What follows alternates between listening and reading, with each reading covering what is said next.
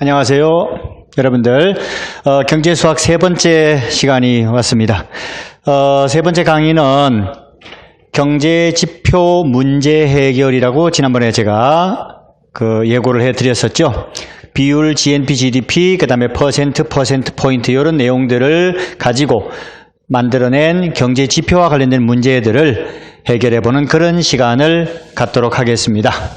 경제지표 문제 해결에서 여러 가지 경제지표의 계산이라고 하는 부분이 있어요. 여러 가지 경제지표의 계산에 관한 것을 하나 예를 들어보려면 일단 경제지표는 지난 시간에도 잠깐 언급을 했습니다만은 그때는 이제 막대 그래프로다가 제가 표현했었죠.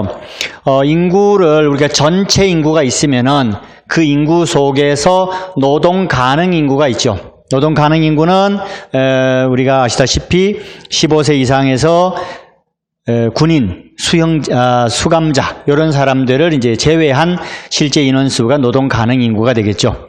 그 노동 가능 인구 속에는 경제 활동 인구가 있고 그 여집합은 뭐가 되겠습니까? 비경제 활동 인구가 되겠죠. 가정주부라든가 학생이라든가 이런 사람들이 되겠습니다. 그 경제 활동 인구 속에는 이제 취업자가 존재하고 취업자가 아닌 부분, 이 부분이 이제 실업자죠. 자, 이 부분이 실업자가 되겠습니다.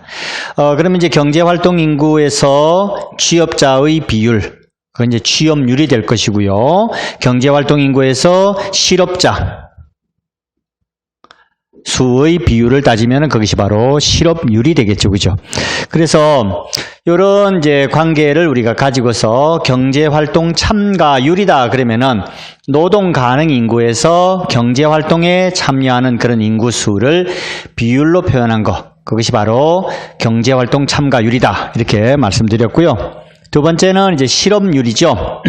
경제활동 인구 속에서 실업자 수를 우리가 비율로 표현한 것, 실업률이 되겠죠. 그 실업률과 반대되는 개념이 이제 취업률이죠. 취업률은 실업자 수 대신에 여기가 뭐가 들어가겠습니까? 취업자 수가 들어가면 되겠죠. 그죠? 그러면 취업률이 될 것입니다. 그 다음에 고용률은 경제활동 인구를 대상으로 하는 것이 아니라 노동 가능 인구를 대상으로 해서 그 속에서 취업한 사람의 수를 비율로 표시한 것이 고용률이 되겠습니다. 그래서 고용률과 취업률을 혼동하지 않았으면 좋겠습니다. 경제지표 관련 문제라고 제가 예를 들었는데 고용률과 실업률의 관계를 식으로 한번 나타내보자. 앞에서 우리가 고용률과 실업률 두 가지 식을 봤어요. 고용률은 바로 이렇게 표현했었죠. 노동 가능 인구 중에서 취업자 수였습니다. 실업률은 경제활동 인구 속에서 실업자 수였어요. 자, 이 둘 사이의 관계를 엮을 수가 있는데 어떤 두 식 속에서 공통 부분 또는 관련된 부분이 어딘가를 찾아내야 되는데 바로 뭐예요? 실업자 수와 취업자 수지요. 실업자 수와 취업자 수는 서로 어떤 관계를 가지고 있어요? 이 둘 사이에는 여집합이죠. 그죠? 그래서 이 둘 사이의 관계를, 그럼 이 취업자 수를 이제 실업자 수를 가지고서 표현하거나 또는 실업자 수를 취업자 수로 표현할 수 있도록 우리가 식을 바꿔줘야 돼요. 그래서 생각해낸 것이 바로 이제 분모에 있는 노동 가능 인구는 그대로 두고 여기 있는 취업자 수를 그대로 이쪽으로 가져오면서 매개할 수 있는 변수를 경제활동 인구 수를 가지고 온 거죠. 그러니까 경제활동 인구 수를 분모에 이렇게 배치합니다. 그러면 이제 이 부분은 우리가 앞서서 바로 뭐 했었어요? 경제활동 참가율이었습니다. 그렇죠? 이것은 경제활동 참가율이었어요. 요거는 경제활동 인구수 분의 취업자 수이기 때문에 바로 이거 뭡니까? 실업률의 반대인 취업률이 되겠죠. 그죠? 취업률이 되는 것입니다. 그래서 이러한 방식으로 이 둘 사이에 상관되는 부분을, 관계가 있는 부분을 이렇게 엮어주는 것이죠.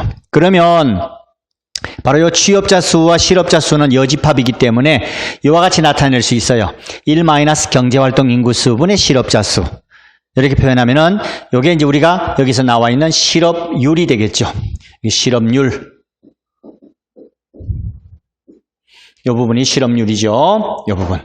그래서 이 식을 간단히 정리하면은, 자, 경제활동 참가율 곱하기, 그렇죠. 1-100분의 실업률. 자, 두 번째 이제 활용 문제로 들어가도록 하겠습니다. 자, 활용 문제에서는 우리가 이제 어떤 내용들을 우리가 살펴볼 수 있느냐. 다음 신문 기사를 읽고 물음에 답해보자. 자, 여기서 이제 2017년 4월의 실업률과 청년 실업률을 구하라 그랬습니다. 자, 그럼 여기서 이제 정확한 것은 2008년 4월의 실업률 여기 나와 있어요. 1년 전보다 0.1%포인트 하락했다. 이렇게 나와 있어요. 그러면은 2017년 4월은 어떻게 되는 거예요? 이것보다 0.1%포인트 높았겠죠. 그죠? 그래서 2017년 4월 실업률은 4.1%포인트에서, 4.1%에서 얼마만큼? 0.1을 더해줘야 되겠죠. 그죠? 그러면은 4.2%가 되었습니다. 이렇게 되겠죠. 그 다음에 청년 실업률이라고 하는 것은 이 글의 내용 중에 청년 실업률은 10.7%에 0.5%포인트 하락한 것이니까 10.7%에서 더하기 0.5 이것을 하게 되면은 실제로 2017년 4월의 청년 실업률은 11.2%였습니다. 이렇게 청년 실업률을 우리가 이제 구할 수 있겠죠. 그죠? 네. 그 다음에 이제 2017년 두 번째 문제는 4월과 2018년 4월에 경제활동 인구수가 2,800만 명이라면 전년 대비 실업자 수가 얼마나 변했는지 한번 구해보자. 이런 문제가 되겠습니다. 자, 그러면은 2017년의 실업자 수를 X라고 하겠습니다. 그러면은 2017년의 실업자 수를 X라고 가정한다면 2017년의 실업률이 얼마였어요?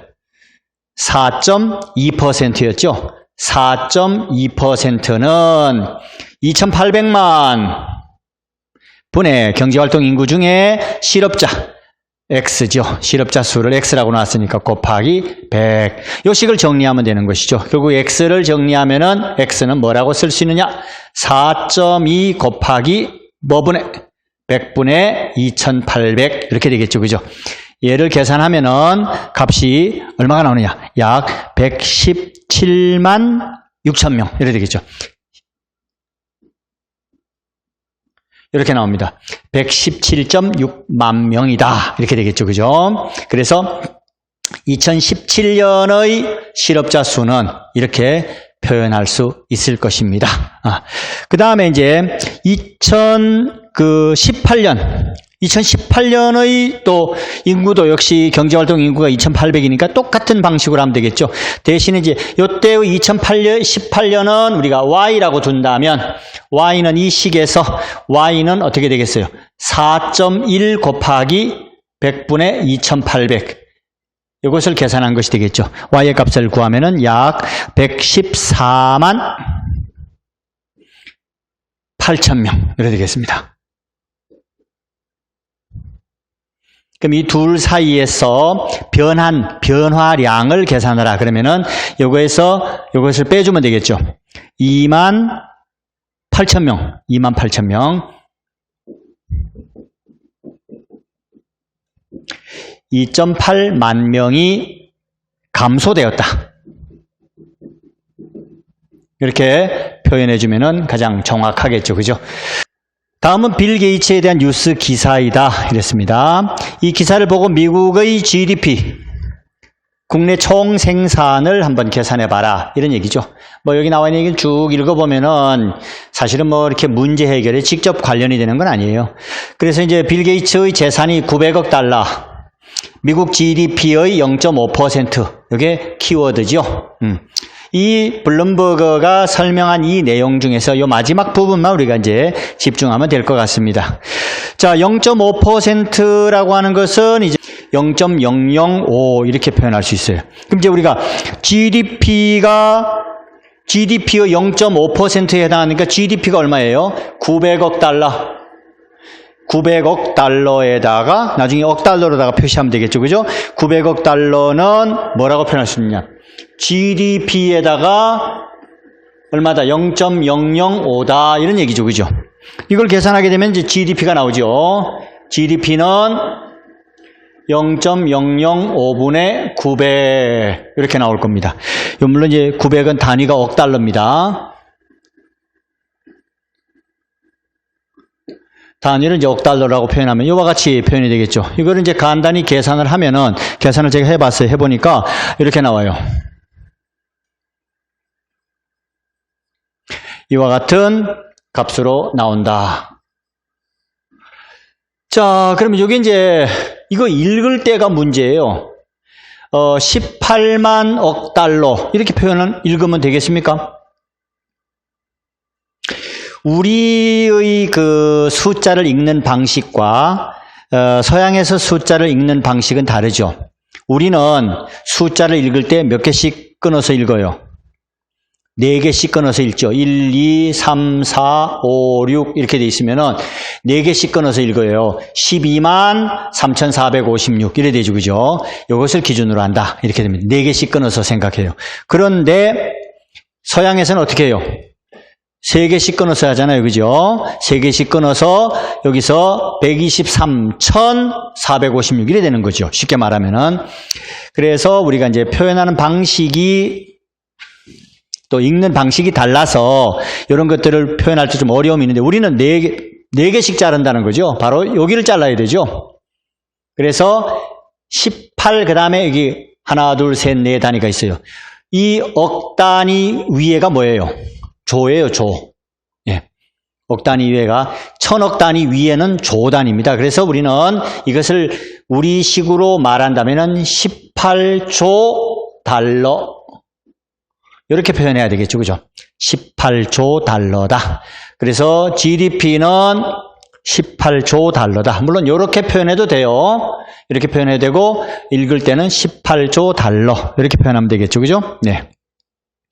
이런 이제 표현 방식이 사실은 일상생활에서는 굉장히 중요해요. 물론 수학에서는 이와 같이 쓰면은 뭐 아무 문제가 없습니다만은 이거를 어떻게 읽을까 하는 것인데 4개씩 잘라서 우리가 읽으면 아무 문제가 없어요.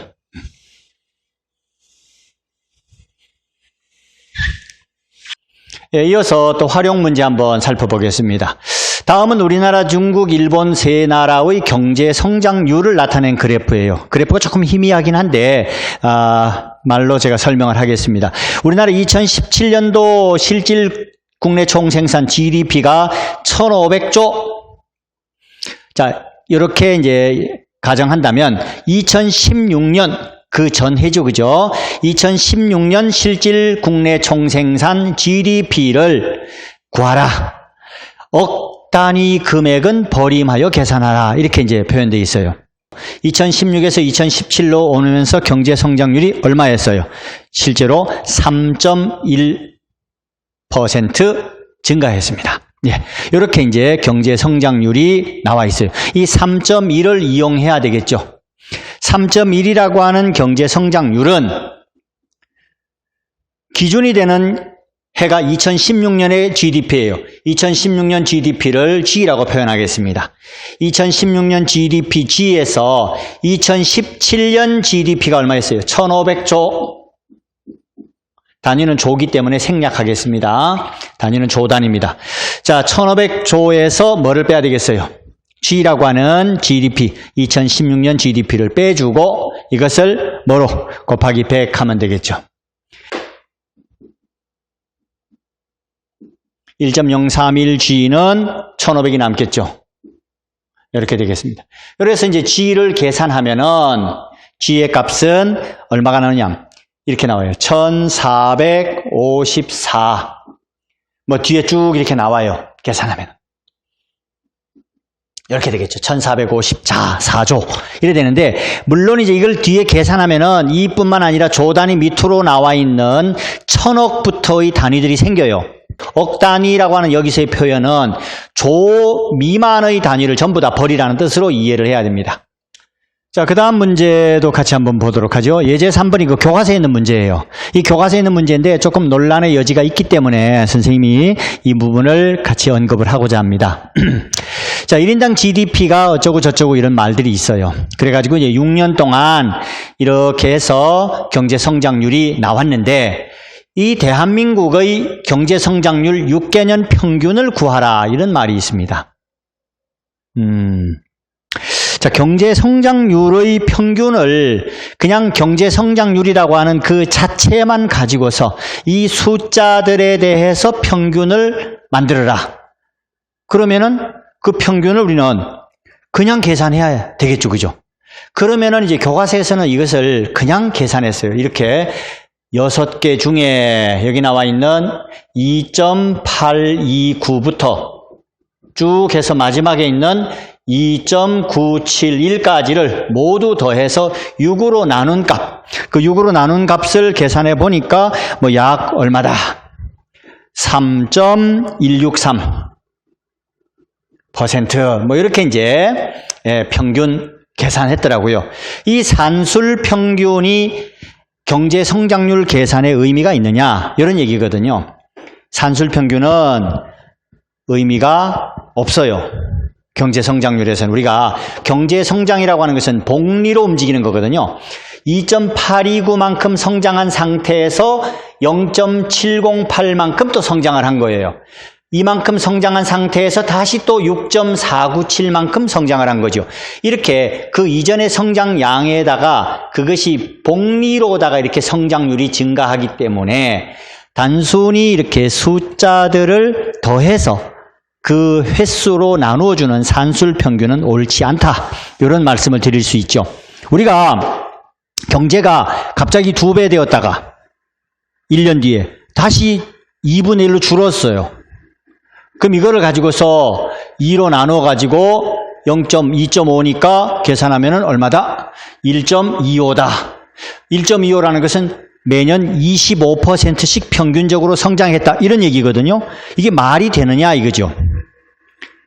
경제가 100% 성장했다가 그 다음 해에 절반으로 확 줄어들었어요. 그럼 어떻게 된다는 거예요? 원위치 된 거예요, 사실은. 그렇죠?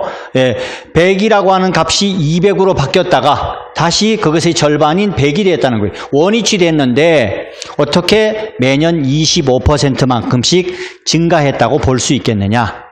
그죠, 그죠. 잘못된 거죠, 그죠? 예. 이렇게 우리가 이러한 산술 평균으로 계산하는 것은 옳지 않다. 그래서 이걸 이제 실질적으로 우리가 경제 성장률을 계산할 때는 이와 같이 기하평균을 이용해야 됩니다. 기하평균. 기하평균이라고 하는 것은 이제 모두 양수가 돼야 되기 때문에 이 비율, 여기 나와 있는 성장률을 그대로 사용하는 것이 아니라 성장률을 100에 대한 비로서 표현해 준 것이죠. 2.829 그러면 100분의 102.829 이렇게 되겠죠. 그죠?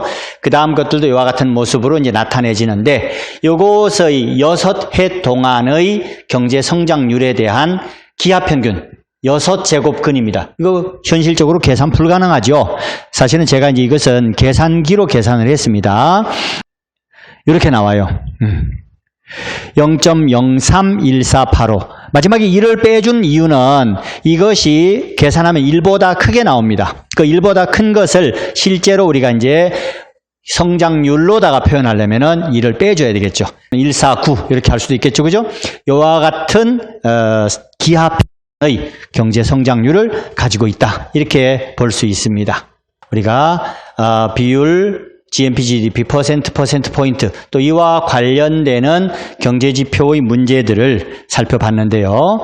다음 4강부터는 이제 화폐와 환율과 관계되는 내용을 여러분들하고 함께 같이 또 공부해 보도록 그렇게 하겠습니다. 다음 4강에서 뵙도록 하겠습니다. 고맙습니다.